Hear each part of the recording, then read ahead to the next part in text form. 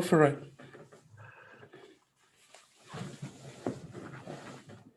Good luck, everyone. Yeah, go on, Amos. Fantastic. Right, guys, thank you again. Really great to have you all here. Hello and welcome to our first Features panel. Thank you for your patience today. We had a few technical issues, but here we are. We've made it. So I just want to say a huge thank you to everybody who's tuning in. Welcome to our first Features panel of 2021 from Changing Education as part of the virtual work experience program we're running for Lambeth College. And thank you again to everybody who's taken part in this. My name is Amos Madra, and in this program we speak to a panel of young professionals about the world of work. So joining me today is Carla Barker, who's the owner of Grey Rose Marketing, a marketing agency that prides itself on bringing creative flair, expert knowledge, and flexible working to their clients. I'm also joined by Jason Thomas, the Regional Recruitment Manager for the University Campus of Football Business. I'm sure you've seen the adverts, they're all over BT Sports and everywhere, so you probably know where Jason's coming from. And then we've also got Grace Dyke, who founded Yellow Jigsaw in 2014 to meet the skills gap in the not-for-profit sector.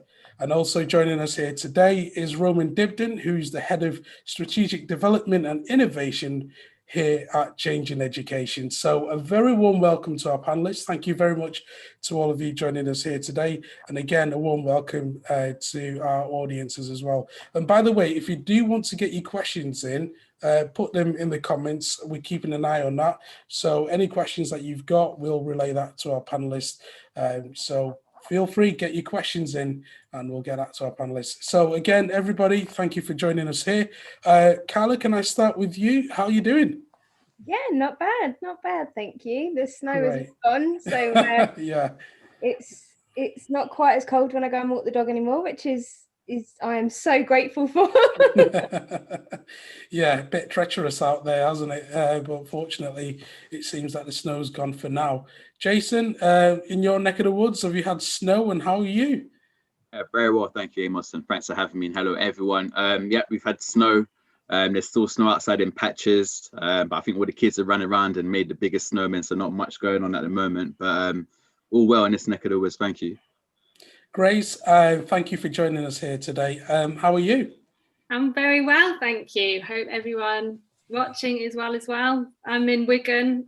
The snow has been falling for weeks, I feel like, here in Wigan. So it's just frosty. I'm sat here with the heating on, Zooming all day, as is the reality. All right, so from sunny Wigan, we'll go to tropical Manchester. And Roman, how are you?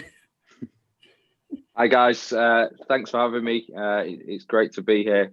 I'm all good. I'm equally as cold over in Manchester with just a little bit less snow than probably over in Wigan here as well. But it's great to be here, and yeah, thanks to all the wider panelists for taking the time out of their schedule to jump on and share their stories. Fantastic. Thank you again, everybody, for taking part in this conversation here today. So I just want to start off by just asking a couple of questions, and then we can just go a bit more from some of the questions that I've had sent to me from students. And again, guys, get your questions in the comments. We'll get that to our panelists as well. So Carla, could you tell me about your business? Yeah, of course. You presented my whole ethos very, very well. I might get you to record that and use it. So I run Grey Rose Marketing. We're only about 6 months old. It was a business that I started during lockdown, and being a strategic marketeer by trade, I found myself out of a job through COVID and decided to take a plunge and set up my own business. And it's been challenging, but it's great. It's really good. It's not something I'd ever thought I'd genuinely have the opportunity to do. But it also kept me sane through lockdown when I was going a bit stir crazy and didn't use my brain to do any marketing stuff. I reorganised things in my house so they look pretty. So I felt like a merchandiser, but that's about as far as it got. But yeah. Fantastic. Thank you so much for that. Jason, tell us about what you do. All right, hello again, Amos. Thank you. So what I do, so I work with the University Campus of Football Business. I'm based in Wembley Stadium, so I've got quite a fortunate job that I have full access into Wembley, the home of football, the home of the best events, and my office is based on the 3rd floor there. So as part of my role at UCFB, I do student recruitment and marketing.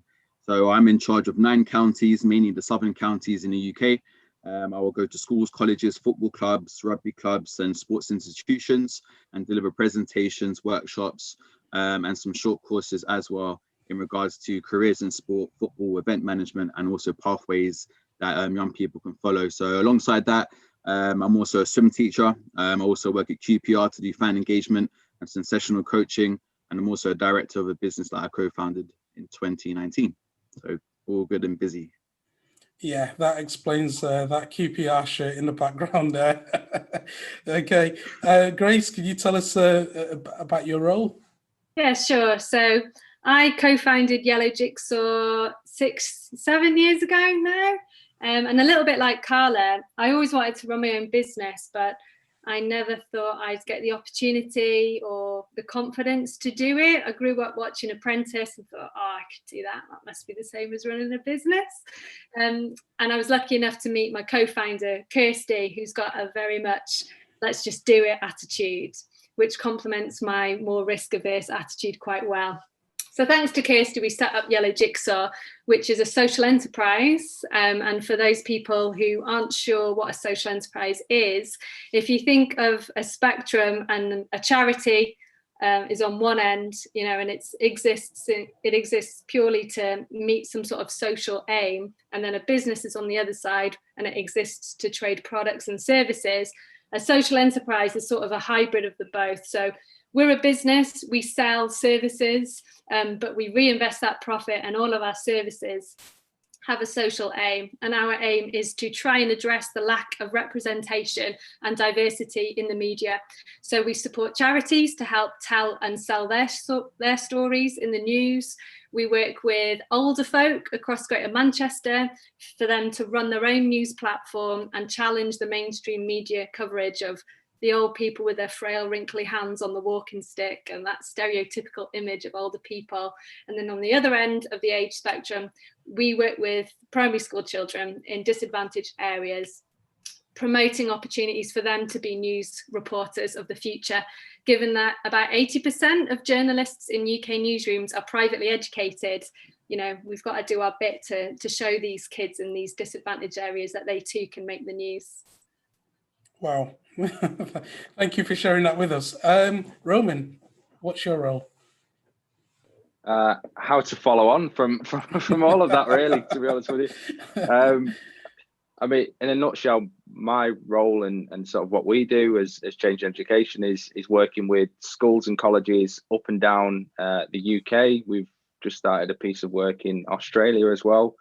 And in essence, it's supporting young people to access the world of work and kind of break down those barriers associated with entering the workplace. So we do that in a range of ways, through work experience programs, through teams of careers advisors going in and actually making sure that young people are prepared about the choices that they're making, and they're making those informed decisions to access the right content. And then a lot of my kind of driver is around challenging that status quo. So because I was so disengaged with education, kind of all of the pressures that COVID presented, it was very much kind of it got that grit in my teeth to look at how we can do things virtually.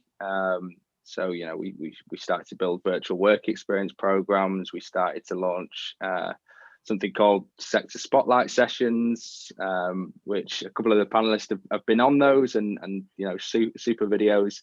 And it's really trying to remove the barriers associated with young people progression and kickstarting a career. So it's quite a nice place to be in, to be able to actually, I suppose, shape what we do as a company and how we can make that impact. So yeah, that's been a nutshell.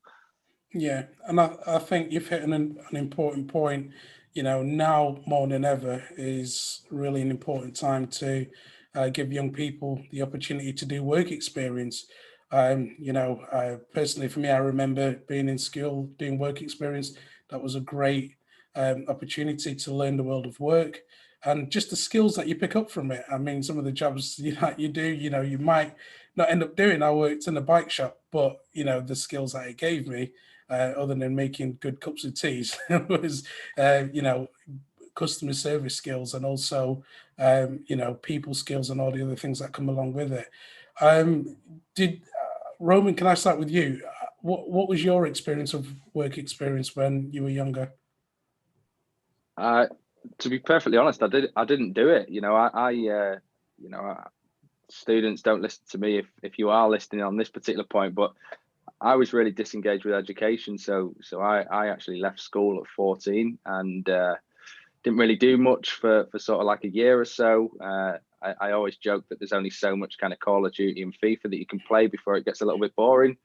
And then I kind of, there was lots of kind of barriers and things going on at home. And then I started making kind of music and writing songs. And then my kind of grounded theory or work experience, if you like, was getting some funding from Starbucks to do a bit of a youth action project and go and tour around the local schools with a group of young people, equally as young as me at the time, really, to really showcase kind of music and the power of music and writing and how that can help. So quite a lot of my work experience was pretty much actually just doing it and getting involved in workshops and things like that. But I think, I'm super thankful for that. It's that kind of grounded theory and actually you should always, what it's kind of taught me is you should always kind of fight for what you believe in. And if rather than taking it at face value, I could have said, well, I'm a failure and that's it. But actually I wanted to prove that wrong or prove that stat wrong, really. So I think it's a good time now, although we all know that work experience is harder in terms of physical work experience and going into the workplace. We're all sat here and we've all had super busy days, I'm sure, and there's been lots going on, but actually virtually you can still have an experience of the world of work. And I think I'd be encouraging everyone listening to do that and to listen to the different things that are out there and try new things to find kind of their drivers and what makes them tick, really. Thanks, Roman. Carla, what was work experience like for you? That spacebar hack does not work. Similar to Roman, I did work experience in a local hair salon where I used to live, and it was good. It was great. I mean, I got a Saturday job out of it, which couldn't have done too bad. But like Roman, I left school at 16 and I had no idea what I wanted to do. So when it came to work experience, when I think you're about 15-ish, when you do it, I just went, where do I spend my most time? At the hairdressers, apparently. I'd always have my head on by sort of students and people that were training and thought, yeah, what about that? But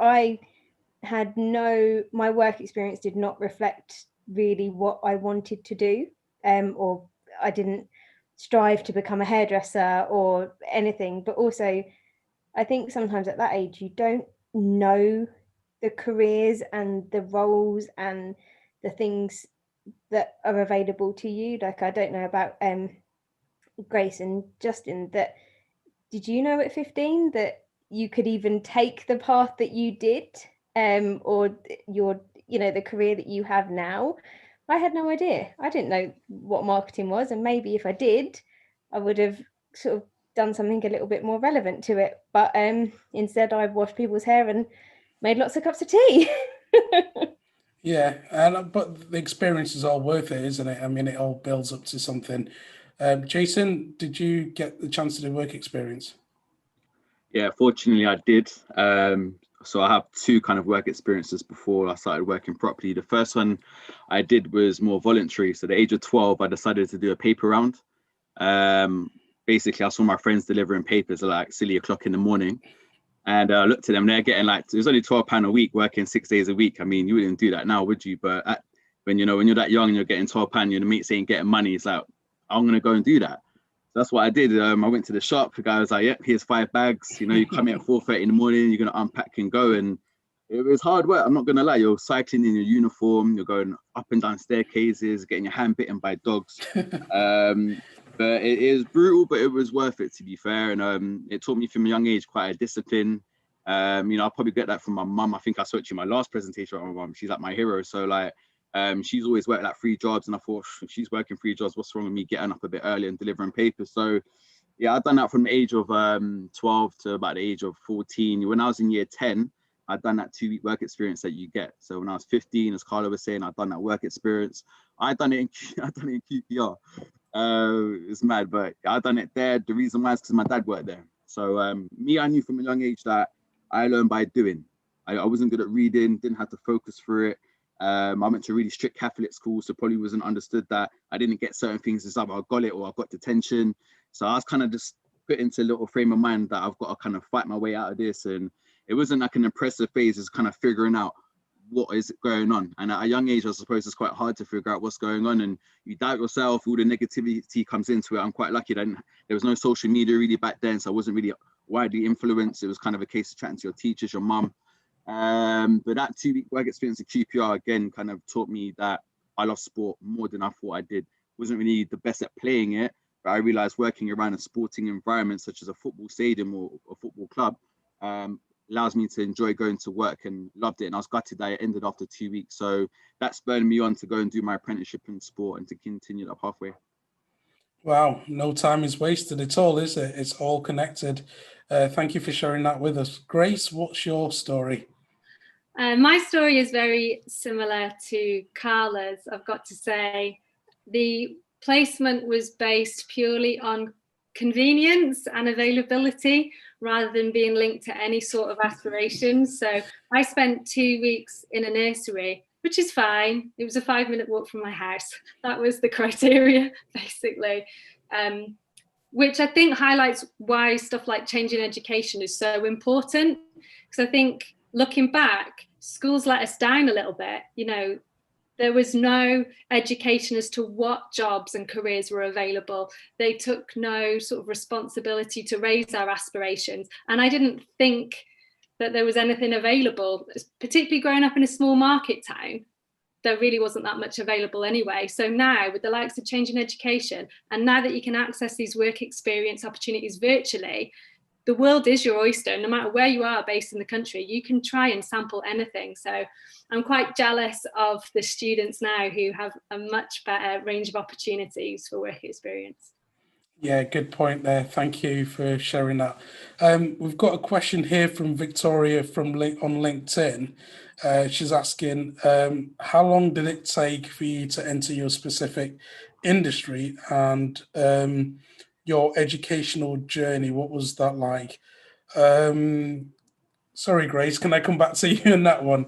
How long did it take for you to get into your career, and what was your educational journey? Sure. So I knew I always loved business, but I never had any role models in my family who had been involved in business or been entrepreneurs. So I thought I'd just be a student of it and just enjoy it that way. So I went to the local college, and then I went to uni.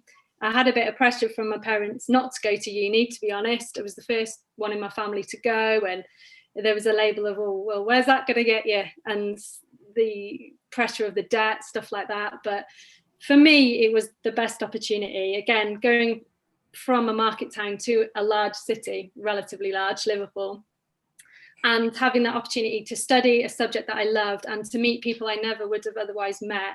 And at that point, to have my eyes opened as to what careers and opportunities are actually available was so important. And I think that's what made me realize I want to work in business, but I also want to do something that helps the community. I did a lot of charity work whilst I was at uni, and that was really important. I liked the satisfaction I got from that. So I got a graduate placement on a social care management scheme, found myself in the not-for-profit, so the charity sector, for a few years. And then it was about 3 years into that I met Kirsty, who would ultimately become my business partner. So I pursued the right direction in terms of business, but I think 2 things really. You cannot be what you cannot see. And that lack of role models of entrepreneurs would have held me back forever, I think, if I hadn't have found Kirsty, who just shoved us into doing it. And secondly, ability is nothing without opportunity. So it doesn't matter what your grades are, doesn't matter how talented you are in a certain field, you need to create those opportunities or have people around you, like Changing Education, who can help introduce you to those opportunities, be it people, networks, funding, connections. Wow. You cannot be what you cannot see. Oh my goodness. Jason, what was your story? How did you get to UCFB from education? Through trial and error, I think. Similar to what the panel was saying, it was, I didn't know my career path, my career plan.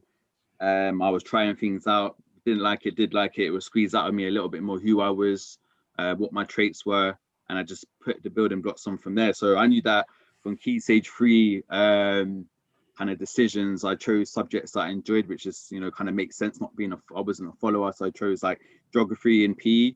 But when it came to my GCSEs, I was in the lowest sets for everything, and I was just like sitting there thinking, like, why am I so silly? Like, I'm sitting there lowest sets. I didn't even achieve a C grade in my GCSE grade, so I'm already categorized to the lowest. And I think your belief stems from there. And it's like, what options do I go? Because I got no ammunition to actually tap into anything.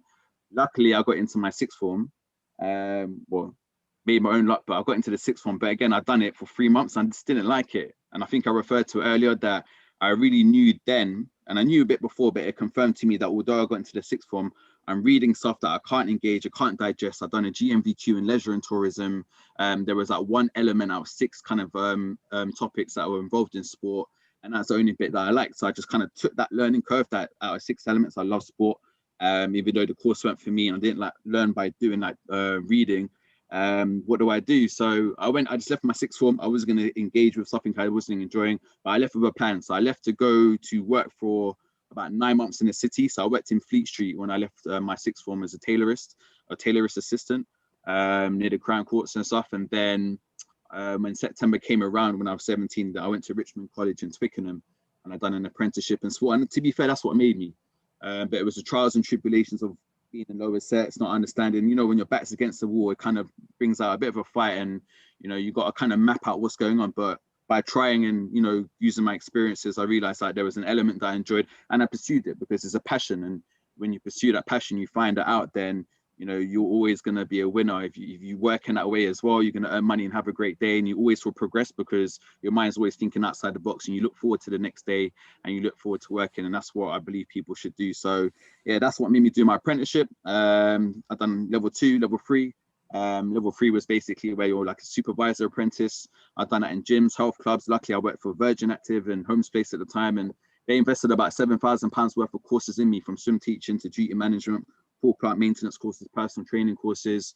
So within like 4 years of leaving my school and having that negativity, which is like, power up, ready to go, loving what I'm doing, what's next type thing. And then fast forward, like when I was 31, I decided to go to uni. So left my apprenticeship when I was about 18, 19, but then working, everything's fine with the gyms and swimming pools I'm working at. But yeah, you're never too late to get into university. I went as a 31-year-old, but to be fair, if UCFB was available to me when I was like 18, then I would have probably gone there. So, there's a lot more going on now than there was then, including yourselves, even careers advisors that I work with and speak to in schools. Nothing compared to the one I had at school, which was really narrow. Go and study business, go and do business. You need to read more. I'm like, you're not talking to me type thing. And I think that's a downer, but it's always going to be like that. That's part of life, and you've got to use it just to kind of rewind and go forward. Yeah, what a great story. Thanks for sharing that. And Carla, just picking up on some of the things Jason said, his back against the wall, trying to figure out, how to navigate his way through college to apprenticeships, starting a degree at 31 and, finally at least getting to where he is today. Now, I know your story is quite similar because obviously when you told us earlier that you finished school at 16. At that point, did you know exactly what you wanted to do, or were you still exploring different options? Not a clue. All I knew was that I wanted to earn money. So going back to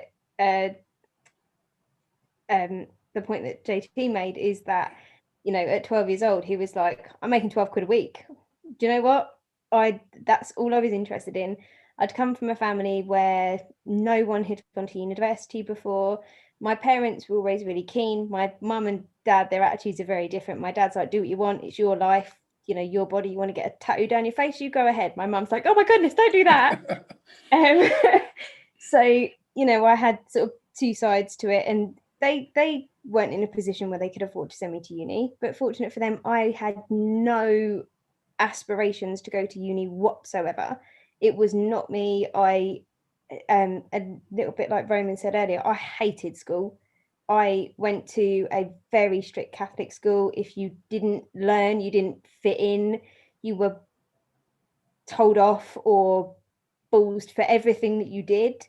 If when I picked my GCSE subjects, it was very much like, you have to do a language, you have to do this. I was like, but I'm not interested. I don't want to learn a language. I don't want to do history or geography. Well, I suppose you could possibly go this way. And I sort of got forced into that, what's expected of you rather than actually what do you want to do. And I had no idea. I knew that I didn't want to be a doctor. I can't deal with blood. I can't deal with it now. Like, I didn't want to be a doctor. I didn't want to be a scientist. I'd liked biology, but I had no idea what I could do with it, where I could go. You know, a biology degree now can take you anywhere. And so I left school. I worked in a sports chain, Sports Direct. Others are available. I then went and worked in an accountant's office, which I hated. I worked in a pub. I worked in a business centre. And then that got me to when I was 20, I actually applied for another role. The company turned out to be a load of con artists. So they sent me a contract, and then just it never came into fruition. So I was handed in my notice and left with 2 weeks to find a job. And then I fell into admin and marketing, and that's where I found my passion. Yeah. I tell you what, if I hadn't have fell into that at 20, I don't know whether I would be in it today. I love what I do. I do, and like JT said, if you find that passion and that drive, you will succeed, because it's that drives you. It's not, you know, I mean, the money's not bad in marketing either, which is always a bonus, but that I was interested to learn. I did day courses. I did a CIM certificate in marketing, which I hadn't learned anything for 11 years. And I went and took myself, it's a similar sort of degree-ish thing. And I smashed it, and I did it because it's what I wanted to do. But no, I had no idea. And like Grace said, I don't know, if you can't see, you can't be. Is that right? Yeah. And you don't know any of this stuff that's available. And I'm so grateful that I was given the opportunity by a company when I was 20 that allowed me to get into that and to where I am today. Yeah, absolutely incredible. I mean, again, you know, the grit and determination, you know, what a fantastic panelists we have here today, you know, what you guys have all been through to get to where you are. Roman, we know that, you know, it wasn't an easy road for you either. There was a lot of crooked paths to get to where you got to. Did you see yourself in this sort of position at 16, finishing school and thinking, yeah, I could see myself doing this, or was it something completely different? No, like everyone started, their answers were all no, and so is mine. I think, you know, I obviously left school at 14 and then kind of went back for my final 6 months to something called a pupil referral unit, which is an interesting environment. Anyone that's kind of had experiences of that, I used to describe it as like a bit of a zoo sort of environment, and we played pool, and it was, you know, a kick-off at times, etc., etc.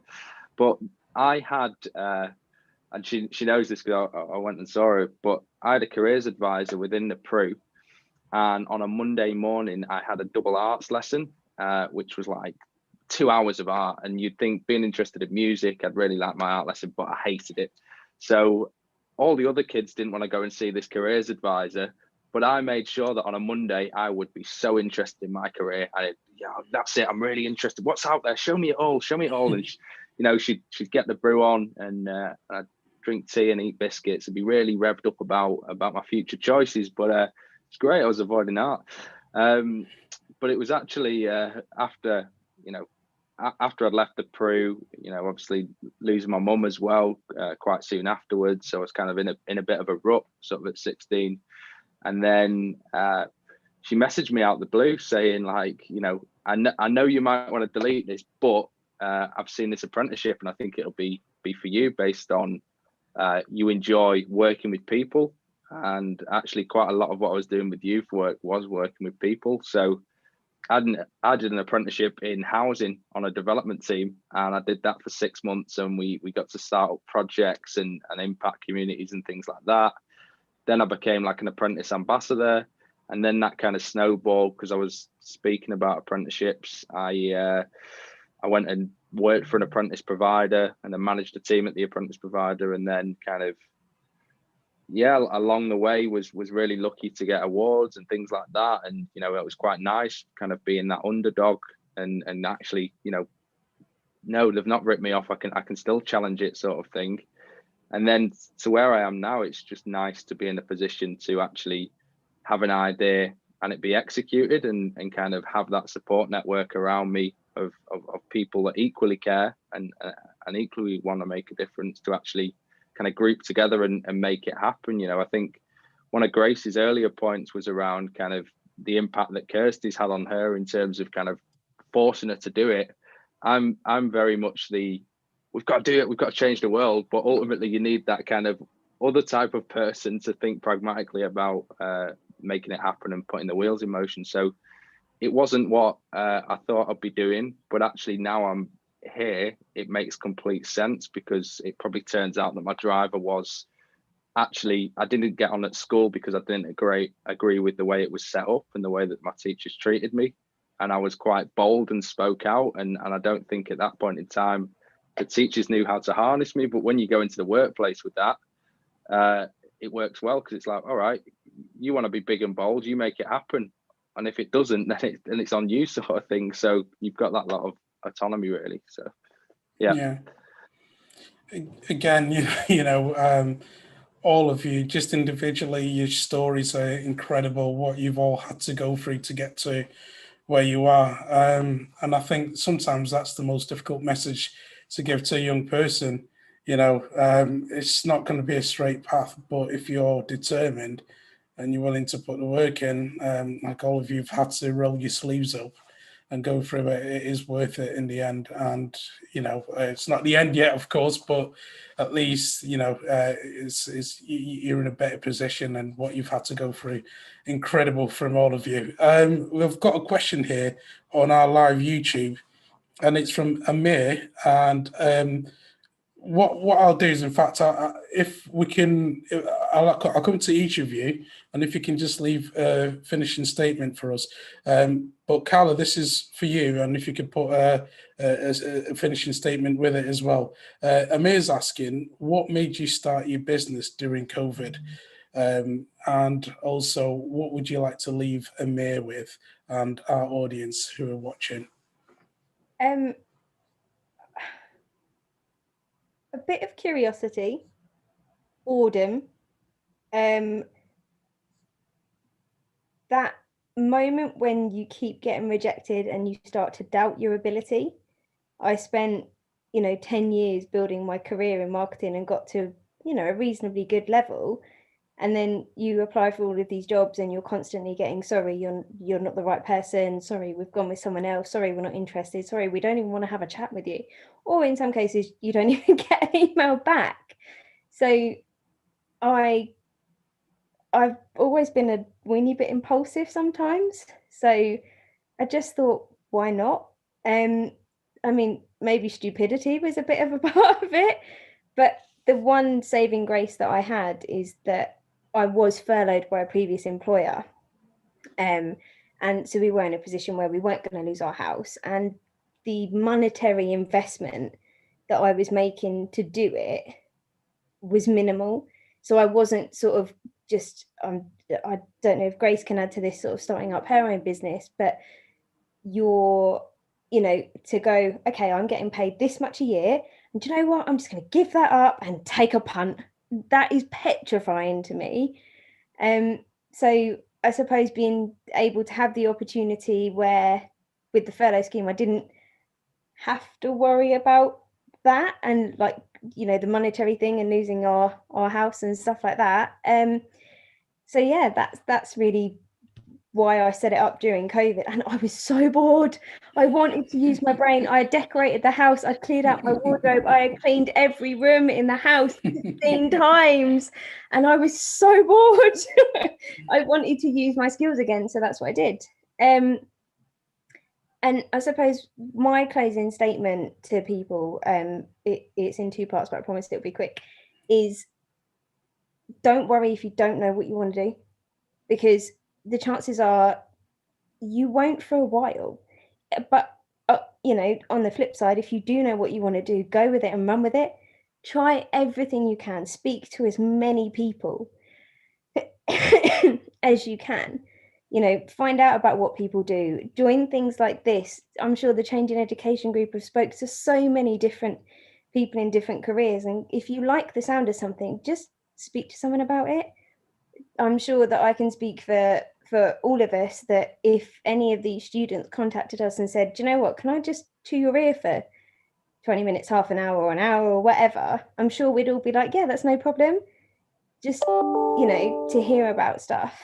And I've added a note into the group, is that from listening to other people that have been from similar or different backgrounds to what I came from, we all sound super proud of where we are now. But I reckon if you had asked us that at 16 to be like, do you reckon by the time you're, you know, I'm going to use the term early 30s, but I apologize if no one here isn't 30 yet. But, you know, would you be proud of where you are or what you've become because you haven't followed this typical career path? So it's really nice to hear. It's really lovely. Yeah. Again, you know, great finishing statement there. And it's being smart, you know. It's not always the case that you just need to, you know, chuck everything in. You know, you have to work smart, don't you? If there's an opportunity there when you can start a business, but yeah, at the same time, you've got, I know it was furlough, but at least if you've got something there to back you just in case, then at least you're more willing to take that chance, and that's working smart. So great advice. And again, thank you for sharing your determination and will. Grace, how would you like to finish your advice to our audience today? Well, I'd agree with everything Carla said as a starter, but I would finish by advising those watching to be bold, which sounds quite simple, but I'm reflecting on what a lot of you have said, and in particular Roman, well, all of you really saying that, you know, you didn't fit in at school to the very strict structure of school, and everybody watching this is going to get a huge shock when they go into work like I did, and was expecting that structure and sort of being told what to do and to wait for things to happen for me. So don't do that. Forget that. Just go in, be yourself, be bold, and pursue opportunities and passions that are of interest to you. Because if you don't create your own opportunities, they're very rarely just going to fall into your lap. So be bold. Thank you, Grace. Jason, Grace is talking to us about being bold. You certainly were bold. You know, you just went for it. And, you know, there was that just dogged determination. What would you like to leave our audience with? That I wasn't always bold. I became bold. You know, life's a journey. And similar to what Carla was saying as well, you don't be afraid if you don't know. Because I didn't know. I just kind of tapped into the things I enjoyed. And that would be my message to people, you know, just try to seek something that you enjoy, whether it's music, whether you like to create, whether it's football. You may not be good at performing it, because I was never a good footballer. You may not be able to play the guitar, but you could still work within that sector, still work within that environment, still go in and have job satisfaction. And if anything you're looking for is like job satisfaction, because life becomes satisfying from that, and keep pursuing it. But if you don't get it, you know, I do recruitment. I was on the phone today to a person that's 47 years old wanting to go to uni to change their life. And, you know, I'm speaking to everyone from 16 to that age group that's still trying to figure out what to do. So, you know, you can compare to what other people are doing, but don't be too hard on yourself when you're comparing. Don't categorize yourself. You are different. You are you. You know, you just got to find your way, and life's experiences will teach you that. So again, try everything. Again, relating to what Carlo was saying, try everything, because it will squeeze out of you who you are and what you really want to do. Fantastic. Thank you. Try everything. Roman, that's what Jason just said. You certainly did that. In fact, we've got a question from Siam on YouTube, and he's asking, you can add this to your closing statement. He's asking, you know, what was the experience of that apprenticeship like for you? So, Roman, could you tell us about that experience and how that led you to where you are today, or if it did? And then also, could you just give us your finishing statement today? Thanks. Great question. A lot of kind of mini questions within that, really. So in terms of the apprenticeship, you know, I kind of viewed it as a mini challenge, I suppose. So it was kind of, I was meant to be an apprentice for 18 months, but it was like, how much and how quickly can I learn what I need to do, and how much can I kind of push the boundaries? So, you know, I was really lucky at the time. I had a great manager at that point in the day. You know, I was joking the other day, those that are from Manchester, the interview was in Salford, and Salford isn't my stomping ground, so it was already a bit of a weird situation going over to Salford. And I remember, you know, it was my first kind of interview, and I got there, and I was bricking it, and I was going to basically say that I'd been to the interview and I'd failed. So there was like a Subway sandwich shop on the corner, and I thought, yeah, no, I've decided, I've got the bus there. I went into the Subway and I bought a foot long, and I sat there, and you know, I was early, and I was eating this tuna sandwich of all things that you want to eat before you go to an interview, and yeah, just kind of something overcame me, and I ended up waltzing into the bloody interview with the remainder of my foot long sandwich, and I thought, no, I've overcome this, and I'm gonna do it. So first impressions weren't exactly brilliant, really. But no, straight away, you know, the authenticity element, we really connected with the hiring manager, and yeah, I think at that point she'd seen something in me in terms of that wanting to make a difference, and she gave me the opportunity, and that kind of set the scene of that kind of, I suppose, that arm around me to instill the belief that I'd never had before. And it was kind of like, well, yeah, I really appreciate what you're doing for me, and you want to reward the fact that actually I don't want to let this person down, because they're looking over me and they're watching out for me. So it was a great experience to be treated like an adult. It was a great experience to actually change my mindset. And I think one of the big things that we should be doing more of is not really thinking, you know, I could look at it negatively and say, well, I was a bit of a rogue at school, and you know, I was kicked out at 14, and you know, I can't concentrate in a classroom environment. But actually the positive side of that is, well, my strength is that I'm quite an innovator, I'm quite creative, I like thinking outside of the box. And actually if you change the psyche around it and start thinking about what you're good at and focus on your strengths, then it kind of opens your mind up massively. You know, we're always taught to kind of, oh, you've got to get better at those bad things, you've got to improve this particular grade, or you've got to do this differently. Well, actually, if you spent that energy building on your strengths, you'd be light years ahead within your field. So I think that is my kind of, I suppose, closing statement, if you like, is kind of build on those strengths, kind of find out what drives you, what it is that you would normally think of as a negative, and try and kind of zoom in on that, if you like. So yeah, that's it. Yeah, absolutely brilliant. Being self-aware. You know, it's been an absolute joy just hearing all your stories.